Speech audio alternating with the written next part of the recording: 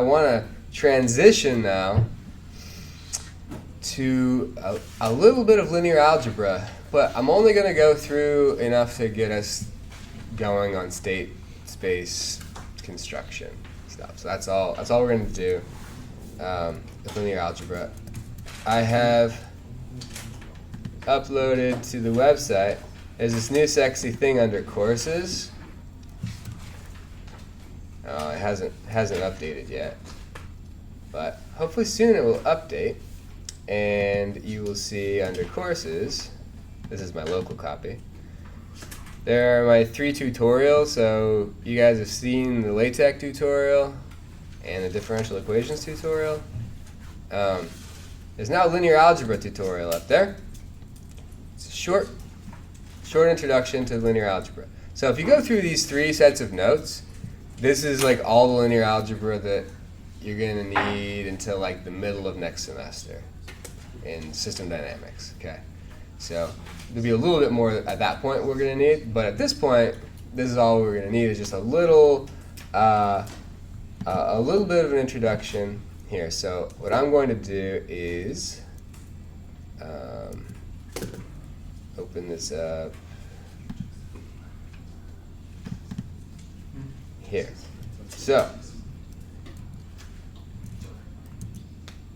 all right. We're going to start out. You can't do linear algebra without vector space. So we're going to define that. Linear algebra revolves around a mathematical structure called a vector space. Vector spaces define what a vector is. Okay? So you guys have used vectors before. Did you guys talk about vector spaces when you guys used vectors? Yeah, because maybe in one of your classes you did. You really should, because you can't really talk about a vector without a vector space, but sometimes we don't talk about it. So I'm going to introduce vector spaces to you guys. The components of our vectors are typically real numbers, so they live in a real vector space. Okay. These are defined as follows. So a real vector space, V, capital V, we'll use this symbol for it. We're not going to really use a lot of notation of vector spaces in the rest of the course. Mostly we're going to have to learn how to multiply a matrix and a vector for now. That's what we really need to learn. But I really hate that we, in engineering, ignore what kind of mathematical object we're using. So I try to define them properly when we see them. So here we go. It's a set of elements that we call vectors. So a real vector space is a set of elements that, because they're in a vector space, we call them vectors. Okay? With given operations of vector addition, which takes, so this is the symbol, plus symbol. You guys have been using this plus symbol a long time for vectors, added in vectors together. What it does is it takes a vector from one vector space and a vector from either the same vector space or another vector space, and it maps it back to the vector space. So that is vector addition. And so this is a more mathematical description of that. In other words, for 2 vectors, v and w, in the vector space, you take in v and w and you map it to v plus w, which is an element of the vector space. That's a mathematical notation version of what I kind of said. All right. So scalar multiplication is the other operation. R, so real number, scalar. You take a scalar and you take a vector and you get back a vector with scalar multiplication of a vector. So in other words, if you take a real number and v a vector, and you put them through this scalar multiplication, it gives you out the scalar multiplied by the vector. So these are the 8. Yeah, just 8. There are 8 properties of a vector space that are required for it to be a vector space. This is what defines the vector space. So the first property is that there must be commutativity. Commutativity. I can never quite come to grips with how that is best pronounced. Commutativity. So you're missing the T. Commutativity. I don't know. Okay, so V plus W, or view if you're just trying to go really fast, V plus W is equal to W plus V. Okay? So that is true of scalars too, so we're pretty familiar with that property. It's also true of vectors. You can switch the direction of addition. So, yeah. Was this note slide posted? It's in the tutorial section. Oh, okay. Sorry. Yep. Yeah. Oh, I see what I was So, about. yeah. I could see the thing up there says ME 036 for what you're on. Very top. Oh yeah, no, this is the other tab. Oh yeah. See, I didn't see it was a tag. My bad. Yeah. Okay. Yeah. Thank you. Yeah, sure. Okay, so commutativity. 2, associativity. I'll go back and edit that. Associativity, I probably won't remember. Associativity is another one. So you can add, so if we take vectors v, w, and u, if you add v and w first, and then you add it to u, the result to u, it's going to equal what you would get if you added w and u first and added it to v. Okay? So that is associativity, which is much easier to pronounce. 3, there's a 0 vector, which we denote 0 with the vector symbol above it, such that v plus the 0 vector is just equal to v. Okay, so for any element of the vector space. 4, another property, negative. So for each vector v, there is a negative vector, negative v, such that if you add v to negative v, you have to get the 0 vector. Okay? Cool. So you could have a set of things, right? A collection of things. And you might want to know, is it a vector space? One way you could tell is if you go through and you check these 8 properties, and if you find a contradiction, if you find one that isn't satisfied, so for instance, if for some element in there you can't find a negative element for it, not a vector space. Okay? So there you go. Now, distributivity. So for lambda in R, so lambda is a real number, so it's a scalar, right? And v and w vectors in the vector space. If you take lambda and you multiply it by the sum of v and w, it's equal to lambda times v plus lambda times w. So that's cool. Distributes. Associativity says, okay, for 2 constants, lambda and m, so 2 scalars and a vector, if you multiply the vector by one of those scalars first and then the other scalar, it's the same as if you multiplied the 2 scalars together and then you multiplied the vector. So that's cool. So that's another type of associativity. So remember, they call this one associativity. That's with addition. There's also an associativity with multiplication as well. Distributivity. There's a there's another distributivity. So this is, so we'll see, we have 2 constants and a vector. You can either add the 2 constants up and multiply it by the vector, or you can multiply each vector by the 2 constants respectively and then add that together. So that is also a property of a vector space. And the last one is the multiplicative identity.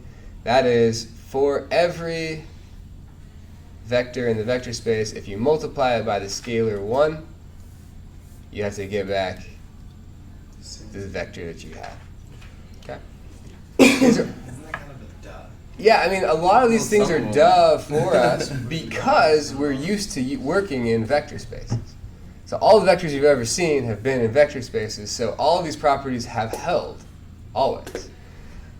You can construct, it's kind of hard to come up with them off the top of your head, so I'm not going to try, but you can construct things that look like they might be vector spaces, but aren't actually vector spaces. Things like if you take like positive integers or something like that and you think that's a vector space, there's some of these properties don't hold for like just the integers. Because you might end up, if you multiply by some constant, no, is it? I think that might. If you're defining like one vector to always be 1, and then whenever you add it together and you get 2 or 3, then it's no longer in that vector space. Right, so yeah, so for instance, the vector 1, so you could have like the real numbers or the real 2 vectors, so 2 element vectors restricted to some subset of Right. the real vectors in that space. So if you just said, okay, vectors that have a length of less than a certain amount, that's probably not going to be a vector space because you could add it to something else in the vector space and get something out of the vector space. It has length longer than 1. So that's an example of constructing something that is not a vector space, but it kind of looks like a vector space at first. So to be a true vector space, all of these have to apply to it. Okay. So here's an example. So the set of all n tuples. So n tuples. A 2 tuple is called a double or a pair. Okay. A 3 tuple is called a triple. I get it. And a 4 tuple is just called a 4 tuple. Maybe a quadruple? A quadruple, that's right. There are probably more. Quintuple? Octuple? Septuple? And then we just call it like a 20 tuple or whatever. Okay. So you take a group of real numbers, so a list of them essentially. It's a real vector space. Okay. The set of all n tuples of real numbers is a real vector space. We typically denote this Rn. Okay. So commonly we will have like R2 or R3, which would be vectors with 2 elements, vectors with 3 elements. Okay? Most of the vectors you've seen in the past have been of this type. Okay? They've been n tuples of real numbers. For instance, if a position in 2-dimensional space is represented by a vector r in r squared, we can write in some basis E1, E2, the following. So,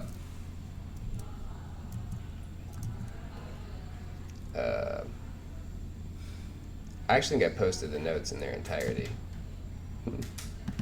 This is what you'll see on the website.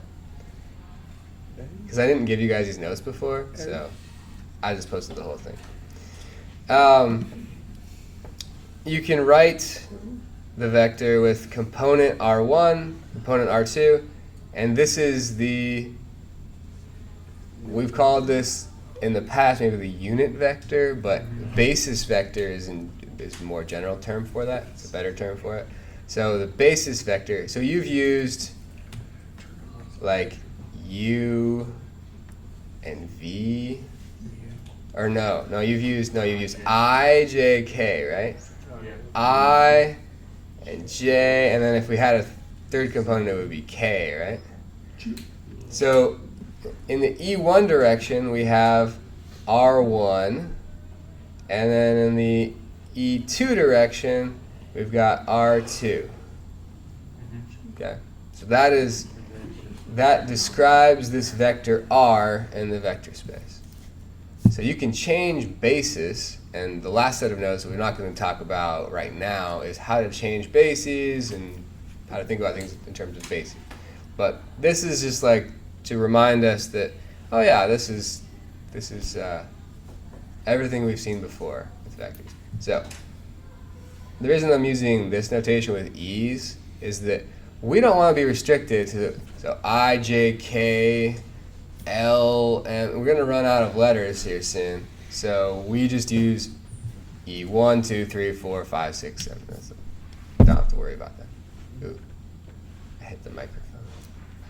Probably is going to sound really loud in the video. Okay. I forget about it. Oh, crap.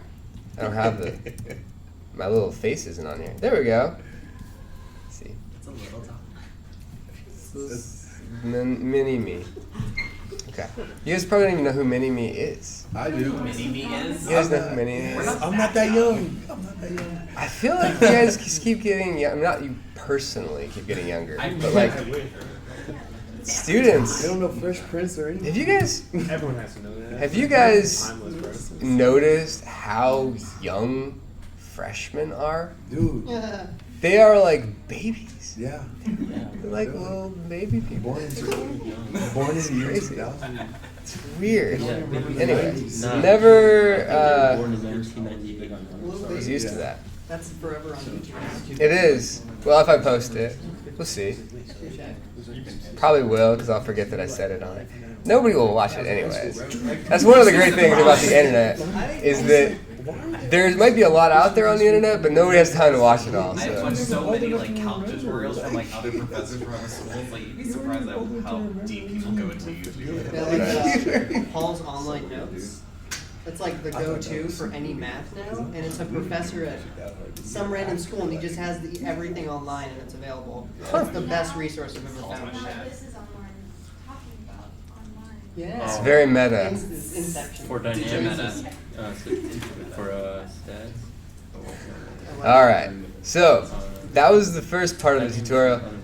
There's the second part of the tutorial has. That's our Whoa. karma. I wonder if that's on I don't know what that was. Whoa. Hope everything's all right out there. Whoever's watching the video, there's a large blood curdling screen outside.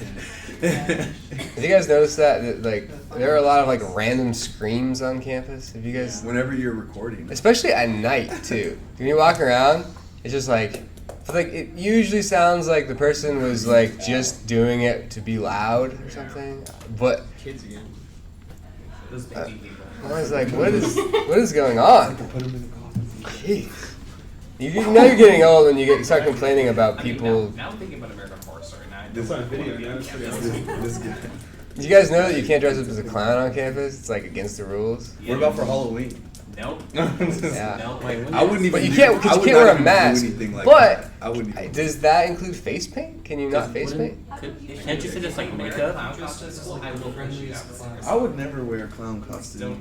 Period. I'm surprised when people like I'll just stay away from the stairs. And Oh, I they showed the one I seen. All right. So we just need to get through a little bit more of this linear algebra stuff. So far, it's been potentially scary, but mostly painless. All right. So linear maps and matrices. Linear maps between vector spaces take a vector from one and assign it to a vector in another. Okay? So here are a couple different ways of drawing this. So here's a vector space U, and here's a vector space V. A linear map takes a vector from U and it returns a vector in V. Okay? Easy enough. You could also have a linear map that maps back onto the same vector space that it came from. That's also possible. Okay. Definition of a linear map is a map A that maps from vector space U to V between vector spaces U and V is a linear map if you scale the vector before you map it, and that is equal to scaling the vector by that same scalar value after you map it. Okay? That's the first requirement. The second requirement is that if you add two vectors, v and w, and then you map it to the other vectors, it's the same result as if you mapped v, you mapped w separately, and then you added the result together. So that's for every constant in the every real number, and for every pair of vectors u and v in nw in the vector space U. So if u equals v, we sometimes call a linear transformation. Okay. So if you're mapping from a vector space back to the same vector space, so say you have R2 and you map something to R2 again, so the linear map is going to take a vector like, say, 4, 2, and it's going to map it to a vector in R2 again, so you get 3, 1 out of it. So that would be a linear transformation. Okay? Many of the linear maps we consider can be written as matrices. Dum, dum, dum. Yes. The dimension of a matrix mapping between two real vector spaces, so A maps from, say, Rm to Rn, is n by m. Okay? We typically write such a matrix in terms of its components in the following manner. Right? So you've seen this before. You've got columns and rows. So you have m columns and n rows. So this is an n by m matrix. You always say rows, number of rows first, and then you say the number of columns second. So n by m. So I was thinking that should look like W. Anyways, matrix operating on a vector. This is where we need to get for this part of the class. We need to know how to operate on a vector with a matrix. Okay? So let U be a vector, and let A be a linear map. Okay? So this is, we're going to represent it with a matrix, like above, where n is the dimension of v and m is the dimension of u, which is u is the vector space we're mapping from, and v is the vector space we're mapping to, right? Yes. Then we write this matrix times the vector, and we get this as the result. So do you guys remember kind of the geometric sort of interpretation of this? You take the row from the matrix, so like you take this row, right, and you turn it on its side and you multiply this value by this value, and you add it to this value times this value, and then you add it, et cetera, all the way down to this value times this value, and that becomes your new top row, which only has, in this case, because you've got a vector here, it only has one column in this resulting matrix, which is actually just a vector, right? It's just n by 1 vector. All right. So, for example, what is this matrix times this vector? This is the stuff we really need to be able to do for this part of the class. You gotta be able to do this. So, first off, the inner dimensions must agree, right? So this is a 3 by 2 and a 2 by 1. So inner dimensions agree, they're both 2. Right? So 3 by 2, so we've got 1 times 7 plus 2 times 8. That's 23. 3 times 7, 4 times 8, like there, 53. 5 times 7, 6 times 8, It's 83. All right? That's all we really need to know for now for how to do that. Because remember our state equations, we pretty much have matrix times vector, and that's what we've been dealing with. All right, guys, how are we feeling about that linear algebra stuff? Pretty good. You can always go back to this video and figure out what the alphabet is, that type of thing. That's random screen. All right. Have a good weekend.